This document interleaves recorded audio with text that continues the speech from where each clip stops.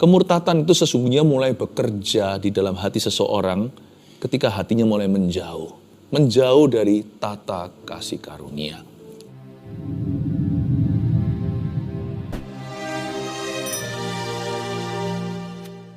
Siapkan hatimu untuk menerima firman Tuhan.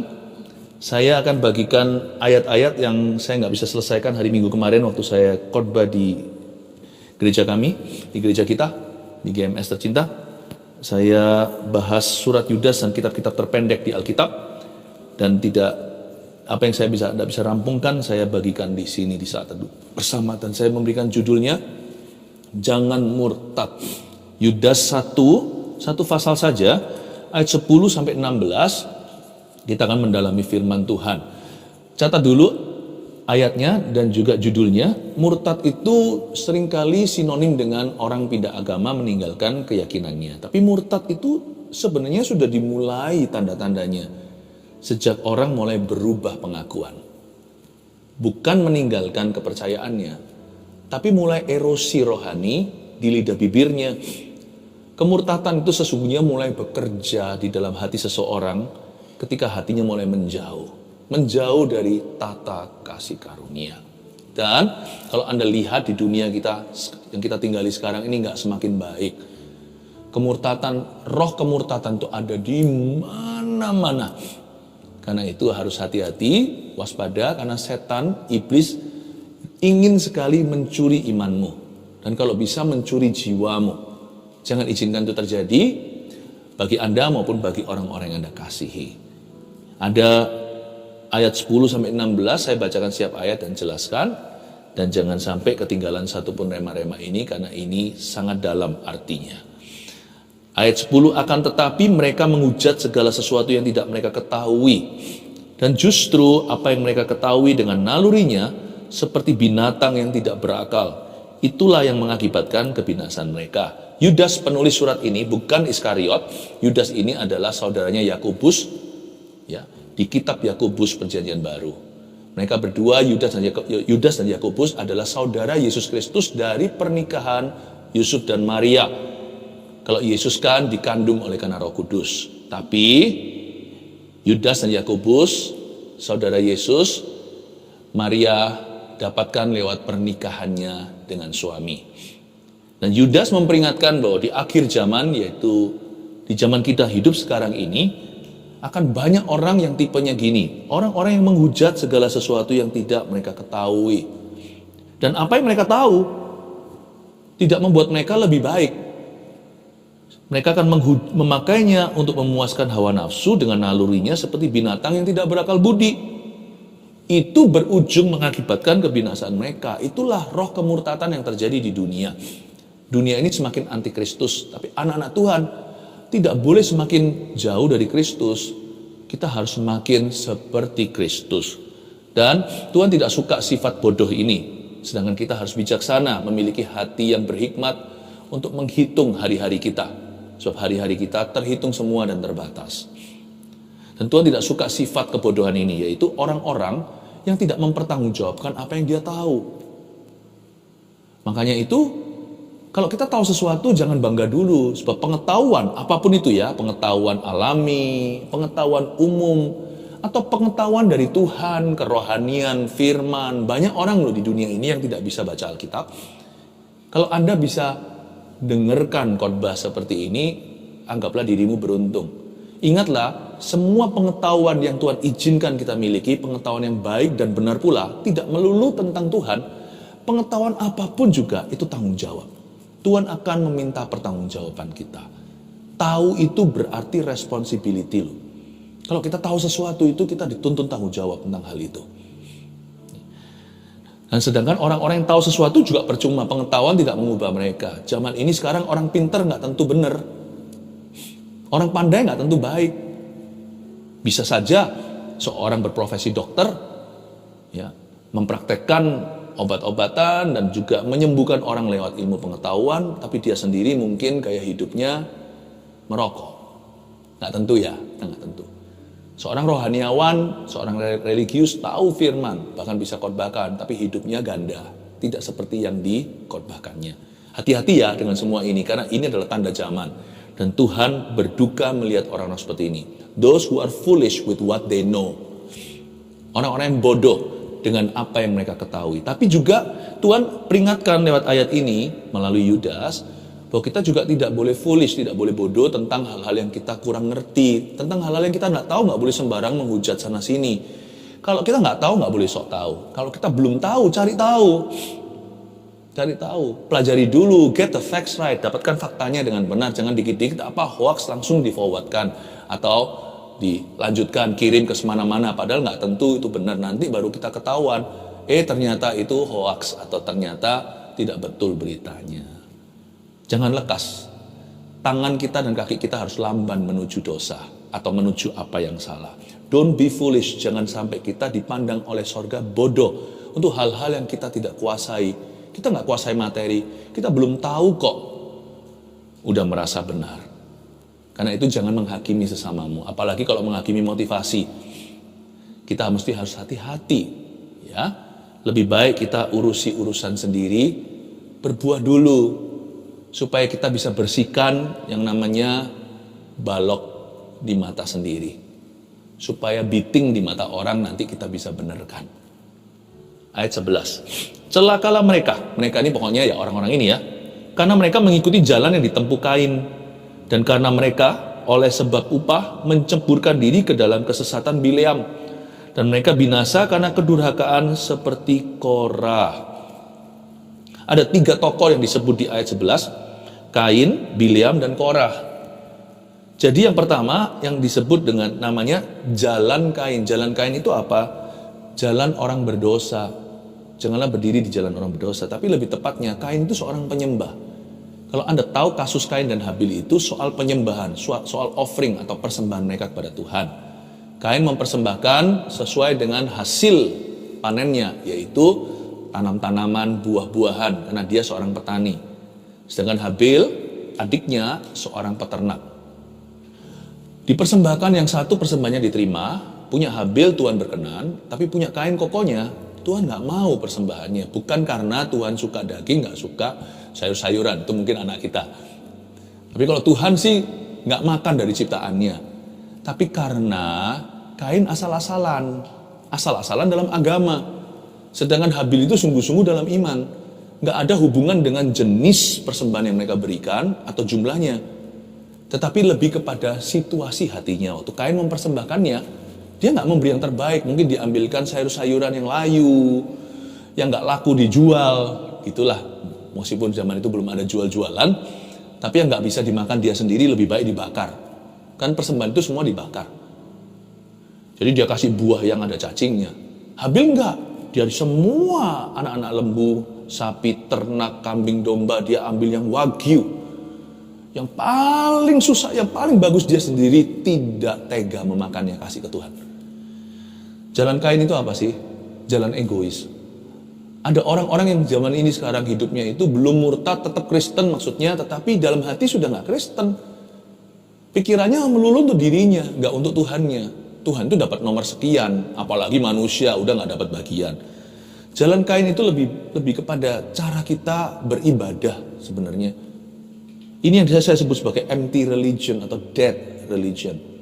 Atau agama yang mati dan hampa. Yang kayak gini ya, mengirim orang ke neraka lebih banyak daripada ateisme dan kemurtatan sungguhan. Beneran, berapa banyak orang lebih tersandung dengan orang-orang yang nampaknya beragama tetapi kelakuannya beda. Berapa banyak orang yang akhirnya menolak Tuhan mentah-mentah mati-matian sampai mereka mati beneran. Gara-gara orang begini. Paling tidak orang-orang yang rusak sungguhan di luar sana itu, mereka di dalam hati tahu mereka orang berdosa. Tapi waktu mereka lihat orang kudus, gak kudus sesungguhnya, gak kudus sungguhan, mereka berkata kok begitu? Tidak ada yang lebih melempar orang jauh dari Tuhan seperti dead religion. Dan justru orang-orang yang seperti ini nih, yang seperti Kain, yang punya agama ceritanya, ini yang menganiaya Habil. Siapa yang bunuh Habil? Biasanya orang yang hatinya salah namun beragama, itu yang menganiaya orang yang benar dalam agama. Coba Anda lihat ya, semua kepercayaan dan di dalam kepercayaan itu sendiri selalu maksudnya di dalam kekristenan maksud saya, Anda melihat di dalam kekristenan selalu akan ada orang-orang yang hatinya salah di hadapan Tuhan, Tapi justru yang paling garang dan agresif untuk menganiaya orang-orang yang lebih benar dari mereka. Saya nggak berkata benar loh ya, hanya Tuhan yang benar, yang lebih benar dari mereka. Lalu di sini ada juga disebut Bileam. Kalau tadi jalan kain sudah, sekarang kita bicara tentang kesesatan Bileam. Bileam itu apa? Ini seorang yang mengaku-ngaku nabi, memang dia punya urapan, tapi hatinya korupsi. Korupsi itu pertama-tama tidak mulai dengan money. Korupsi itu mulai dengan hati. Ketika hati kita tidak dicek lagi di hadirat Allah, kita nggak mendekat, tidak lagi dibasuh, dicuci bersih oleh firman, kita sudah nggak sadar motivasi kita itu salah. Hati Bileam itu sudah sesat tanpa dia sadari. Dia lebih cinta money, lebih cinta uang daripada Tuhan. Hatinya ternyata sudah duniawi, meskipun packagingnya, bungkusannya masih punya karunia. Seperti Saul orang ini, masih menang perang, masih bergelar raja, masih ada histori sejarah diurapi, tapi Roh Kudus sudah mundur dari dia. Hati kita tuh motivasinya benar nggak ya di depan Tuhan, bersih nggak dalam segala sesuatu yang kita ucapkan, katakan, lakukan, dan kerjakan. Bileam sudah sesat. Orang yang sudah nggak pernah lagi masuk hadirat Tuhan lah, kira-kira gitulah. Tuhan pun dijadikan suatu ajang untuk mengambil keuntungan. Dan mereka binasa seperti kedurhakaan Korah. Yang ketiga di ayat 11 itu kedurhakaan Korah. Korah ini apa ya? Korah ini memberontak terhadap Musa. Korah, Datan, Abiram, cerita 250 orang bersama dengan dia yang akhirnya dimakan api, ditelan hidup-hidup oleh bumi. Mereka kan memberontak berkata, Musa, lu gak usah gaya. Emangnya lu doang apakah hanya engkau? Sama-sama orang Lewinya soalnya. Korah ini dari keturunan imamat. Kamu bisa khotbah, saya juga bisa. Kamu dengar suara Tuhan, kita juga semua. Jangan meninggikan diri. Seluruh umat Allah itu kudus, bukan hanya dirimu. Kelihatannya kan bagus ya, seperti demokrasi. Tetapi sebenarnya itu semua diakibatkan iri. Dan Korah memberontak sama Musa. Dia nggak hati-hati, dia memberontak terhadap otoritas yang Allah taruh di sana. Jadi otoritas itu sah, meskipun Musa hanya manusia. Roh memberontak itu luar biasa terhadap orang tua, terhadap gembala, terhadap pemimpinnya, terhadap majikannya. Roh memberontak itu ada di mana-mana sekarang. Justru inilah agama baru di dunia ini tanpa disahkan oleh pemerintah manapun. Rebellious spirit. Aku mau gitu, kamu bisa apa? Kalau memang aku pilih begini, kamu tidak berhak bicara. Rebellion. Manusia tidak mau lagi berada di bawah tudung. Tuhan mereka tidak mau. Dan segala sesuatu yang sah dari Tuhan, orang tua lah, semua yang Tuhan taruh di atas mereka untuk menjagai mereka, termasuk hamba-hamba Tuhan yang berjaga-jaga atas jiwa mereka, alergi semua. Inilah sebabnya sekarang muncul semarak sekali yang gerakan feminisme. Perempuan tidak mau mengakui butuh laki-laki. Gak bisa lah, ciptaan Tuhan itu saling memerlukan. Demikian pula sebaliknya, laki-laki yang tidak mau tunduk pada Tuhan. Semua seenaknya, dia tidak mengakui penciptanya. Roh ini sudah sangat-sangat marak di dunia ini. Mesti hati-hati. Kalau zaman pandemi kita pakai masker, tolong maskeri hati.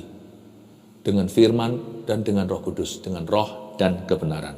Ayat 12. Mereka inilah noda dalam perjamuan kasih-Mu. Di mana mereka tidak malu-malu melahap, dan hanya mementingkan dirinya sendiri. Mereka bagaikan awan yang tidak berair, yang berlalu ditiup angin. Mereka bagaikan pohon-pohon yang dalam musim gugur tidak menghasilkan buah, pohon-pohon yang terbantun dengan akar-akarnya dan yang mati sama sekali. Yudas menjelaskan, mereka inilah noda dalam perjamuan kasih-Mu, di mana mereka tidak malu melalap dan hanya mementingkan dirinya sendiri. Yudas memperingati bahwa yang namanya apostasi dalam bahasa Inggrisnya artinya kemurtatan dalam bahasa Indonesia, itu ada di segala profesi, di semua lokasi. Kalau Anda renungkan, Kain itu seorang petani, sedangkan Bileam itu seorang hamba Tuhan, seorang nabi. Korah itu jalur imamat, tapi dia pengusaha zaman itu karena dia tidak termasuk golongan Harun yang melayani. Coba kalau Anda lihat, semua jalan hidup ada kemurtatan di dalamnya. Sangat mudah untuk kita tergelincir dalam dosa, apapun profesi kita. Menjadi pendeta pun bukan jaminan kalau tidak menjaga hati dengan segala waspada. Justru kejahatan yang lebih serius adalah yang dibungkus dengan kerohanian.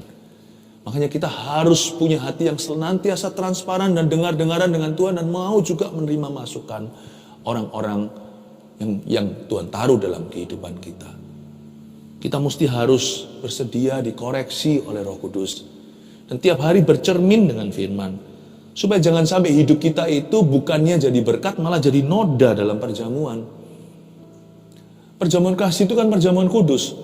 Kita kan jadi noda bagi Kristus.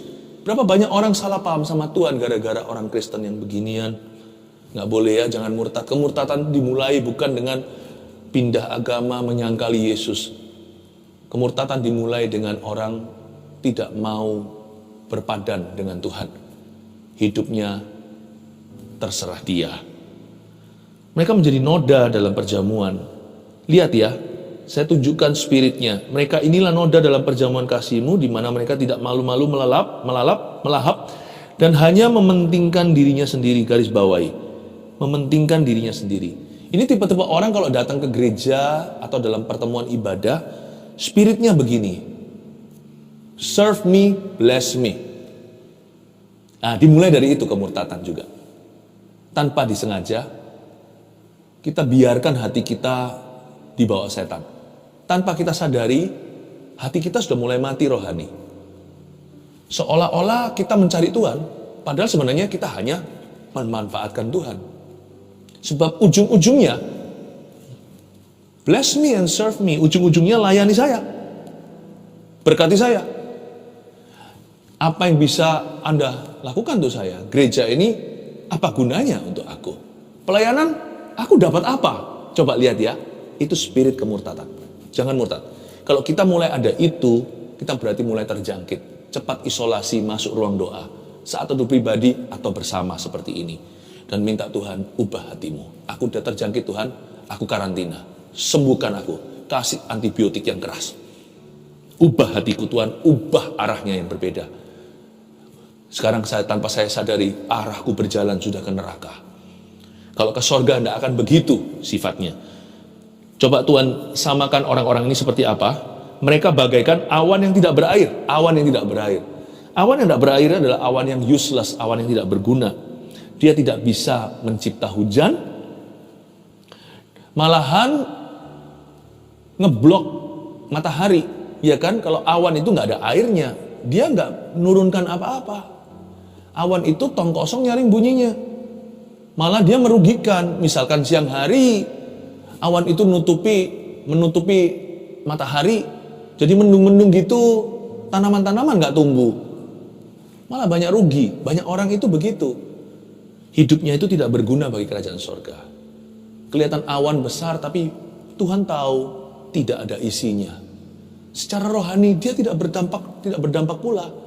Dia udah tidak melakukan kehendak Allah, tidak membawa rencana Bapa, dan juga tidak bisa punya faedah dalam kehidupan sesamanya. Orang seperti itu hanyalah mengambil terus. Dia tidak pernah memberi dalam kehidupan sesama. Seperti pohon yang hanya mencuri gizi, tapi nggak pernah berbuah. Makanya itu berikutnya disamakan dengan pohon-pohon yang dalam musim gugur tidak menghasilkan buah. Musim gugur adalah musim berbuahnya pohon, di mana kembangnya gugur, daunnya, tetapi buahnya muncul. Aneh, semua gugur, buahnya juga gugur. Orang seperti ini selalu secara rohani prematur. Di musim gugur kok nggak hasilkan buah? Why don't you bear fruit when you should? Kenapa tidak menghasilkan buah ketika kamu seharusnya berbuah di musimnya? Kalau pada musimnya aja nggak berbuah, nanti kalau nggak musim bagaimana mungkin dia berbuah? Ada gereja aja nggak maju kok rohaninya. Meskipun gereja sih beda-beda. Ada gereja yang sehat, ada gereja yang nggak sehat. Tidak perlu kita saling menghakimi, tetapi kita perlu evaluasi dan terus memperbaiki diri. Ada gereja yang baik aja, ada gereja yang maju, yang mengalami kebangunan rohani aja, rohaninya mati. Bagaimana juga jika tidak ada gereja Tuhan? Ada saudara seiman yang mengingatkan aja tidak pernah mau cari Tuhan. Masih ada loh orang yang berdoa untuk Anda dan saya. Kalau kita didoakan aja kita tidak pernah sadar. Bagaimana jika suatu hari tidak ada yang mendoakan? Musim gugur, bukannya menghasilkan buah, buahnya ikut gugur.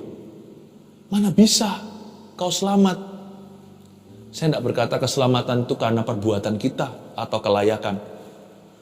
Tapi saya juga ingin memperingatkan agar kita tidak bermain-main dengan sesuatu yang begitu sakral. Kalau kita sungguh-sungguh diselamatkan, kita pasti punya roh hati-hati.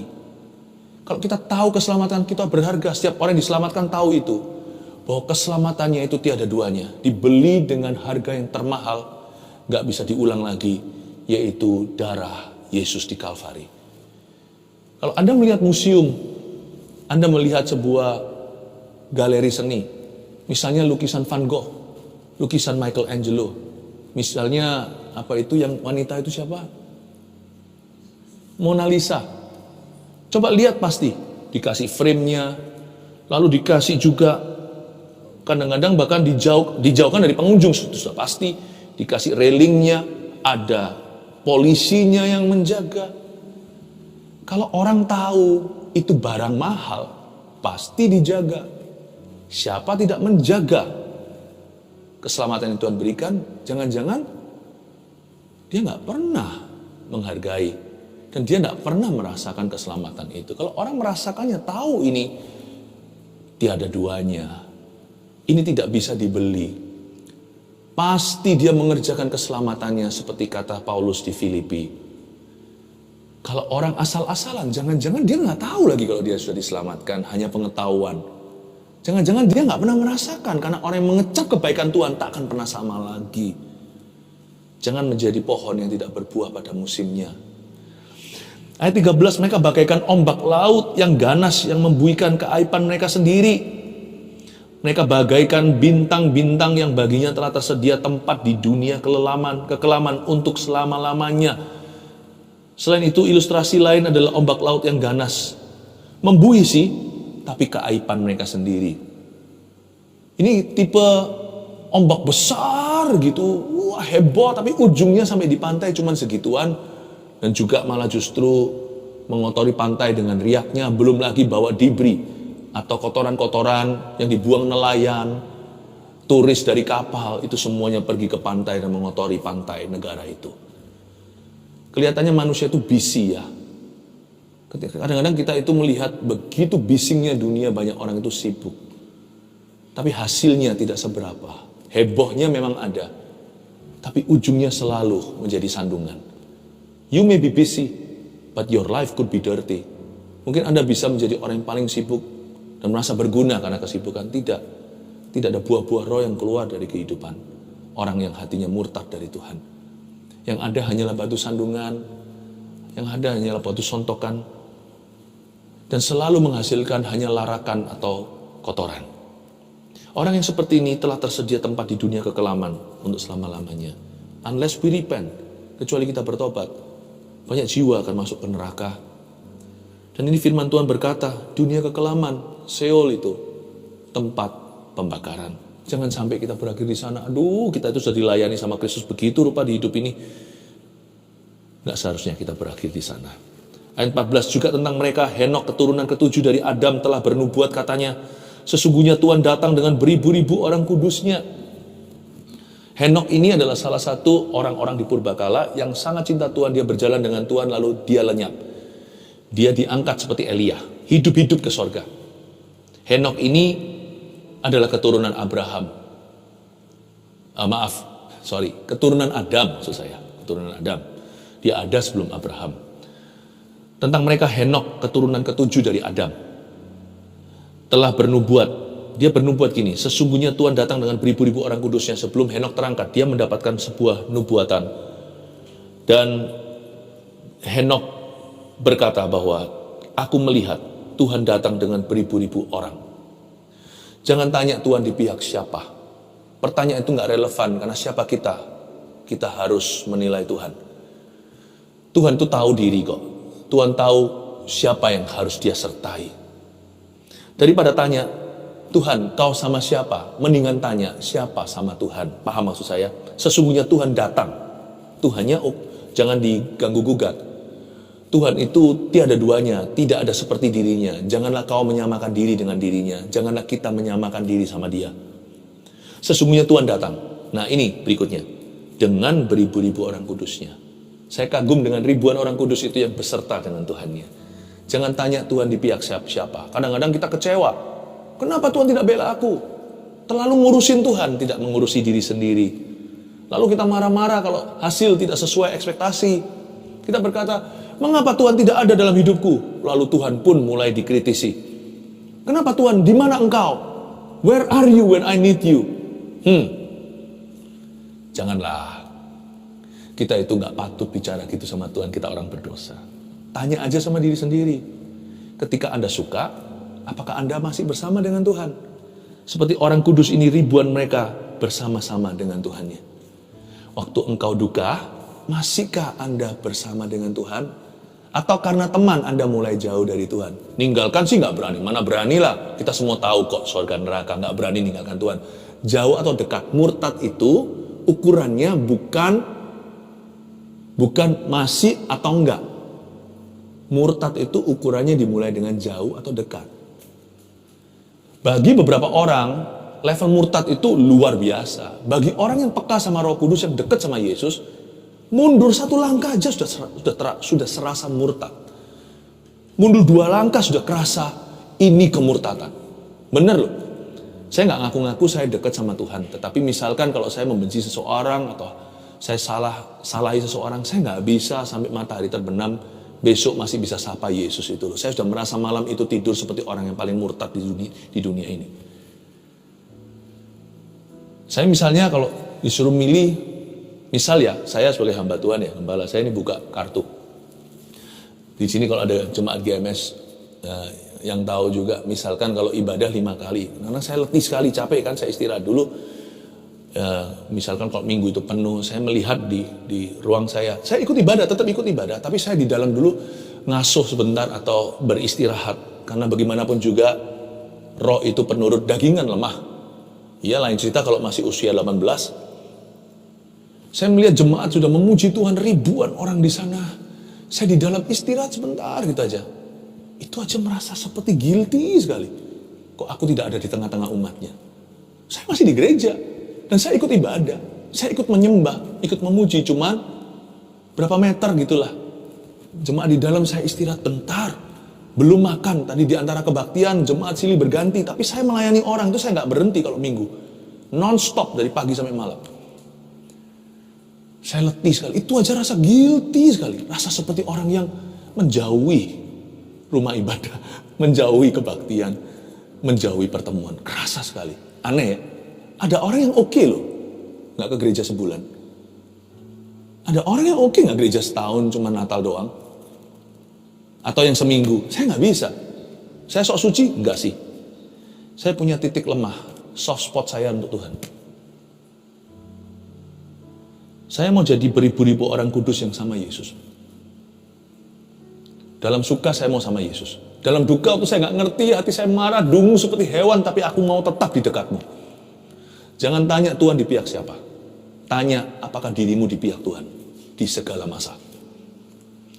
Ayat 15. Dengan beribu-ribu orang kudusnya tadi, hendak menghakimi semua orang dan menjatuhkan hukuman atas orang-orang fasik. Karena semua perbuatan fasik yang mereka lakukan, dan karena semua kata-kata nista yang diucapkan orang-orang berdosa yang fasik itu terhadap Tuhan.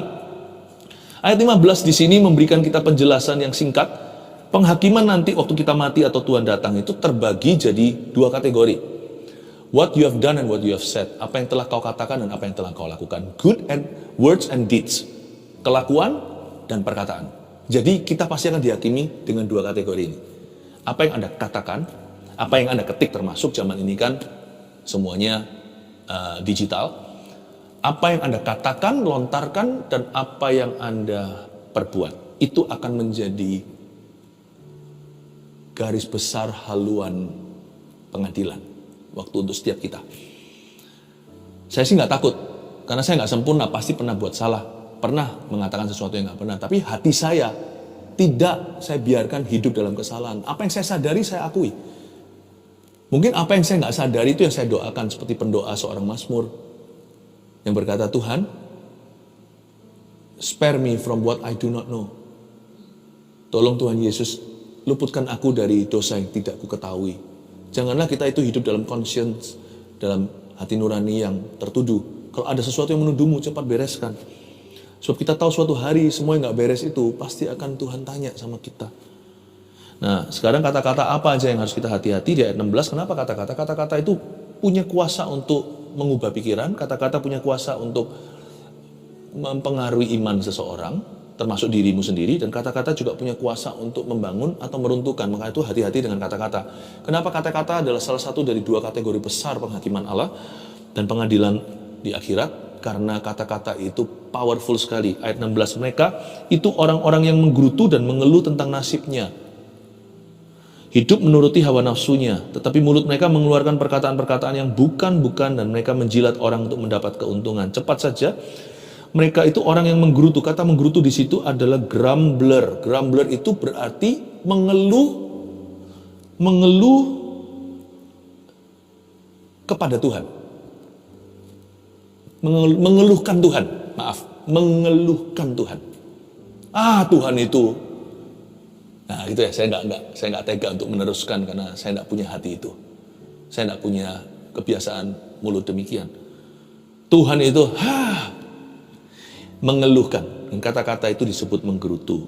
Lalu mengeluh tentang nasibnya di sini adalah complainer, orang yang mengeluhkan manusia di hadapan Tuhan. Mengeluhkan, bukan mengeluhkan yang benar atau dalam spirit doa, tapi mengeluhkan yang negatif, yang toksik, yang pahit, yang bukan-bukan, yang blaming, yang menghakimi dan menyalahkan. Dan ini semua suatu hari akan Tuhan rekam ulang. Semua perkataan kita tentang nasibnya, hidup menuruti hawa nafsunya, perkataan yang bukan-bukan. Cuman anehnya, orang demikian perkataan bukan-bukan, tapi mereka bisa seketika berubah 180 derajat jikalau mereka membutuhkan, yaitu menjilat orang untuk mendapat keuntungan. Aneh ya, lidah kita tuh licik sekali. Bisa menghujat, mengutuk manusia, tapi bisa bersama dengan itu mengaku kita cinta sama Allah. Padahal kita kutuki ciptaannya. Bisa mengutuki, pura-pura mencintai, dan juga bisa menghujat, bahkan menghujat Tuhan, tapi sekejap kalau kita itu kepepet, terhimpit, dan kita membutuhkan, dan kalau kita bisa memanipulasi, tiba-tiba berubah, bisa menjilat orang untuk memperoleh profit. Nah, lidah seperti ini akan berada di hadapan tahta Tuhan suatu hari. Jangan sampai itu ditemukan di keluarga Saat Teduh, because I love you. Sebagai gembala, saya tidak boleh memberi Anda firman tongkat saja, tapi juga termasuk firman gada. Hati-hati dengan perkataanmu, jadilah berkat untuk orang lain. Jangan murtad, nomor 1. Jaga hati karena roh murtad ada di mana-mana di akhir zaman ini, ya. Jaga hati. Oke, cukup to the point. Yang kedua, jangan punya sikap hati, berkati saya dan layani saya. Buang itu, buang jauh-jauh. Supaya jangan sampai Anda gladi resik untuk kemurtatan yang tidak Anda duga bisa terjadi dalam hidupmu hari esok. Jangan mulai dengan selfishness, buang itu. 3, hindari dosa menggerutu yang sangat menjerumuskan. Dari dosa menggerutu itu masuk perzinahan, percabulan, masuk pembunuhan, pencurian, dan semua dosa. Karena mulut adalah nahkoda. Hati-hati gunakan mulutmu. Tuhan Yesus mengasihimu. Jangan murtad, malahan harus maju untuk mengasihi Tuhan Yesus dengan segenap hatimu. 1 Petrus 4 ayat 7. Kesudahan segala sesuatu sudah dekat. Karena itu, kuasailah dirimu dan jadilah tenang, supaya kamu dapat berdoa. Saudara yang terkasih, terima kasih telah mendengarkan firman Tuhan hari ini. Jangan lupa untuk dukung terus channel ini dengan cara subscribe, like, share, dan juga komen, agar saudara kita yang lain juga boleh terberkati. Tuhan Yesus memberkati kita.